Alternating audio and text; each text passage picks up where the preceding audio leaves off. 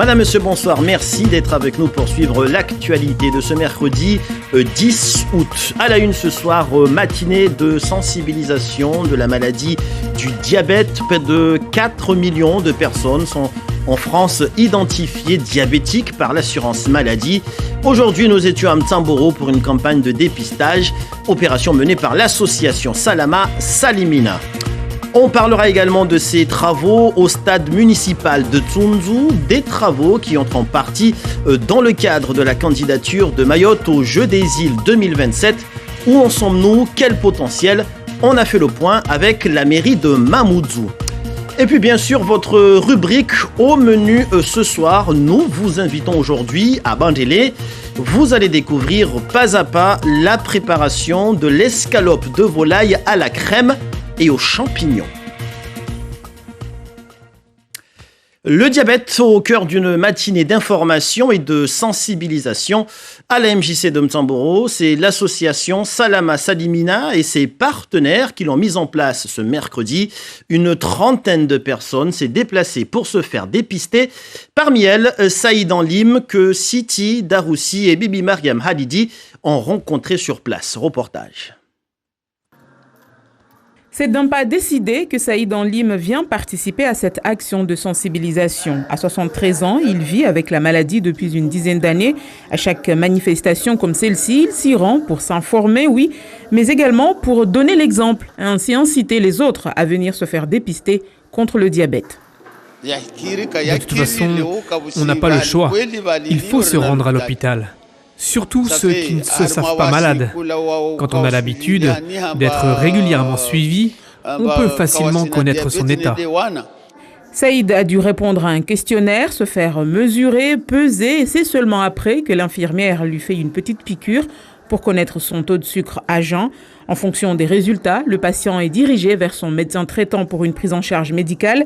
Il peut aussi se voir orienté vers un professionnel afin de suivre un programme d'éducation thérapeutique.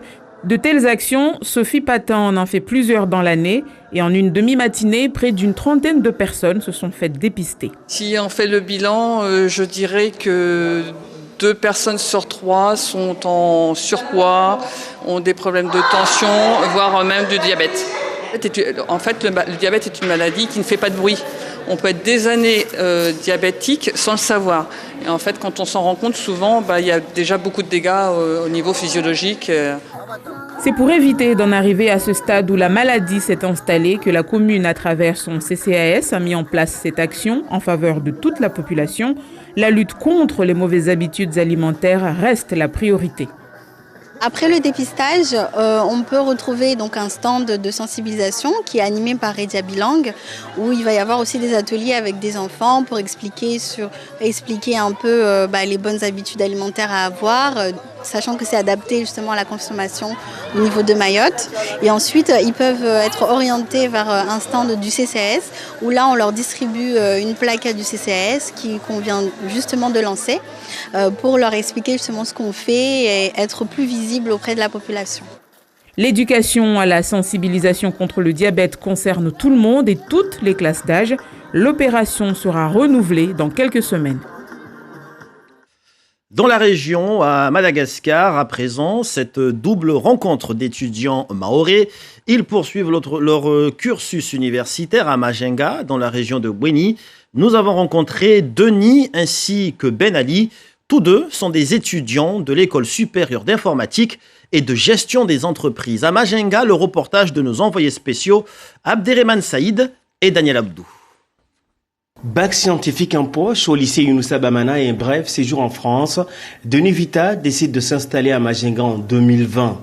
Cet originaire de Mtsapéré s'inscrit à l'École supérieure d'informatique et gestion des entreprises. Brillant, il décroche cette année son BTS. J'ai fait ce choix parce que premièrement, j'ai voulu un jour travailler ici à Madagascar. Et donc c'était l'occasion pour moi de découvrir le pays qui est aussi mon pays aussi. Ici à Majinga, Denis Vita n'est pas le seul Mahorais à poursuivre des études. Benali Manza Fitsonso, originaire de Mtsambora, a fait une grande partie de sa scolarité à La Réunion et en Égypte. De retour à Mayotte, il occupe le poste de cadi dans sa ville natale. Puis, il plaque tout et retourne sur les bancs de l'école dans cet établissement. Ça fait pratiquement 3 ans, puisque je suis venu ici pour faire une licence professionnelle en droit des affaires que j'ai obtenue. J'ai fait ma 4e année, l'année dernière, et cette année, je finis avec un Master 2 en droit des affaires. Ben Ali vient de terminer sa 5e année en droit des affaires. Ben Ali et Denis, 2 étudiants modèles qui font la fierté de cet établissement. Ils sont dynamiques, motivés et ils s'intègrent facilement avec la communauté étudiante. L'École supérieure d'informatique et gestion des entreprises compte 300 étudiants de la 1re à la 5e année, en grande majorité de Madagascar et de Comores.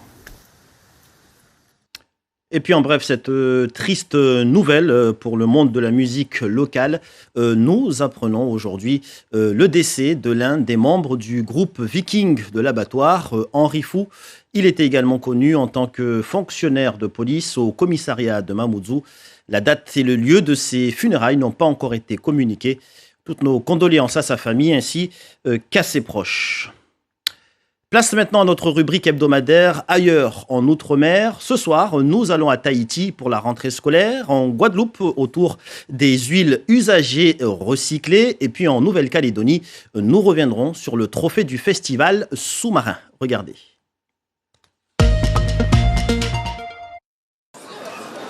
Des visages et des sourires qui en disent long sur cette rentrée, du jamais vu, l'année dernière en tout cas. Une nouvelle année démarre sans restrictions sanitaires, une liberté quelque peu froissée par le souvenir de la maladie. Oui, la vigilance reste de mise et il y a toujours cette maladie. Ouais, c'est pas énorme, hein, on voit pas que ça chamboule tout, mais sinon, il faut toujours rester vigilant et toujours rester avec, toujours maintenir les gestes barrières. Une rentrée échelonnée pour mieux gérer le flux des élèves.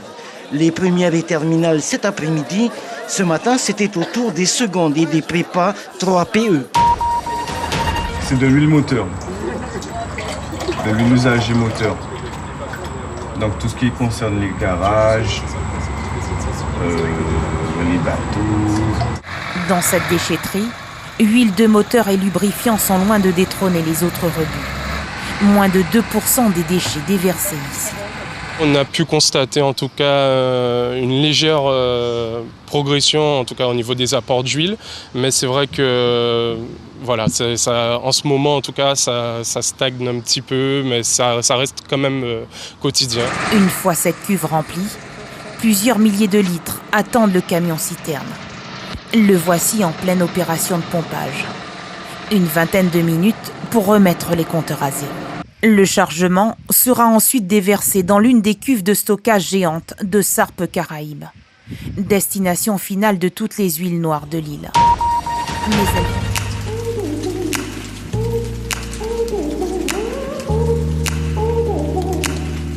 Une aquarelle sur carte marine, sa signature. Des cartes de tous les pays du monde, la plupart anciennes. Avec Chris, on se laisse vite emporter par cette insatiable curiosité. Ça, c'est une carte qui a navigué, on le voit bien, il y a tous les relevés du marin à qui elle appartenait. C'est une carte qui a vécu et puis je vais lui donner une nouvelle vie. Son premier tableau, il y a 10 ans, semblait prémonitoire. C'est justement ce que le Festival international de l'image sous-marine lui a commandé. Un voyage à la fois océanique et géographique.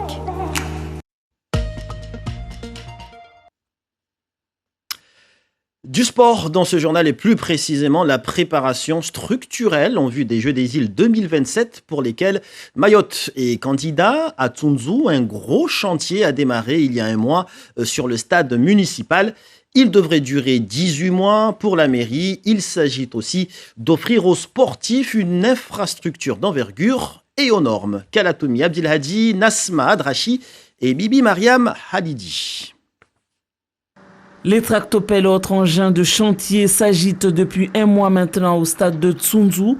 L'ancien terrain de foot n'est plus. Dans 18 mois, c'est un stade municipal de 2000 places, tout aux normes qui devrait sortir de terre. De quoi se réjouir pour la mairie de Mamoudzou. Nous tenons vraiment à faire briller nos sportifs au niveau local comme national ou régional. Donc pour ce faire, il faut qu'ils aient les mêmes infrastructures que les autres, qui pratiquent leur sport dans de bonnes conditions. C'est un stade qui va accueillir du public. Et quand je dis public, c'est tout le public avec 2000 places de tribunes couvertes et 40 places de places PMR pour les personnes à mobilité réduite et 10 places pour vous, la presse. 21 millions d'euros, c'est le coût de ce chantier. L'État, le département et la CADEMA ont également mis la main à la poche pour un stade qui sera très utile si Mayotte veut organiser les Jeux des îles de l'océan Indien en 2027. De nombreuses années que Mayotte parle des Jeux des îles, mais on ne peut pas parler des Jeux des îles si on n'a pas les infrastructures.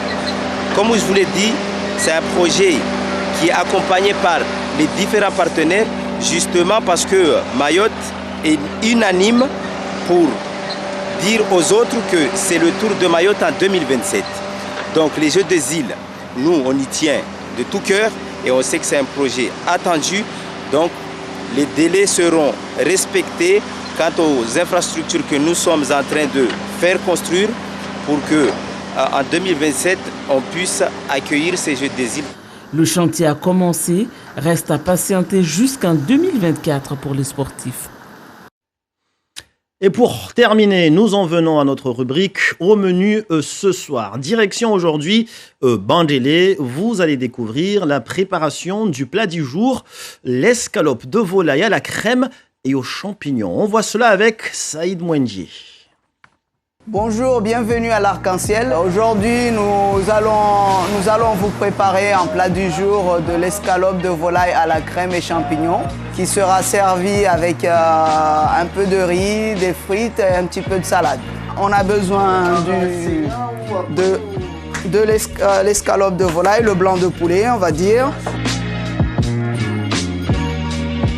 On le saisit dans de l'huile d'olive un petit peu chaude, de l'huile d'olive chaude. En attendant, on va éplucher un oignon. On va l'émincer ou le ciseler pour donner un peu de peps. Donc on laisse colorer des deux côtés. On ne le laisse pas cuire, c'est juste prendre une coloration. On va passer à la découpe de notre escalope. Pour l'escalope, donc on coupe en billets de façon homogène. Donc on va remettre en cuisson. Nous, on utilise une petite marinade de maison à base d'oignons écrasés, du thym, du sel, du poivre, de l'huile d'olive aussi. On va rajouter la crème fraîche.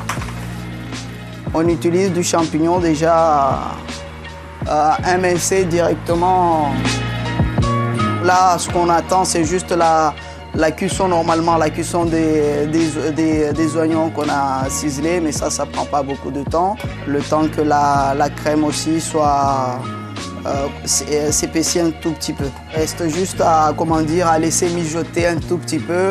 Alors, comme un accompagnement, on a dit, on met du riz, des frites et de la salade. Donc là, on va faire une pré-cuisson des frites. Une petite mise en place de tomates. Après, on va couper la salade et on va dresser directement sur l'assiette.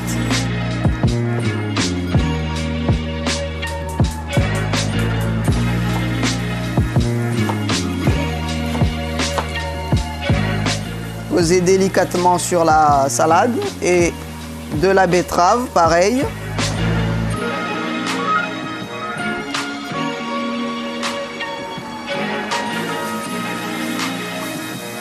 Donc là, une fois que notre riz est grainé, donc on va passer au dressage.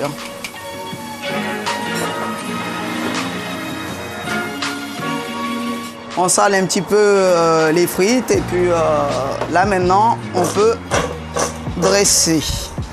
Alors donc voilà notre plat du jour, l'escalope de volaille à la crème et champignons.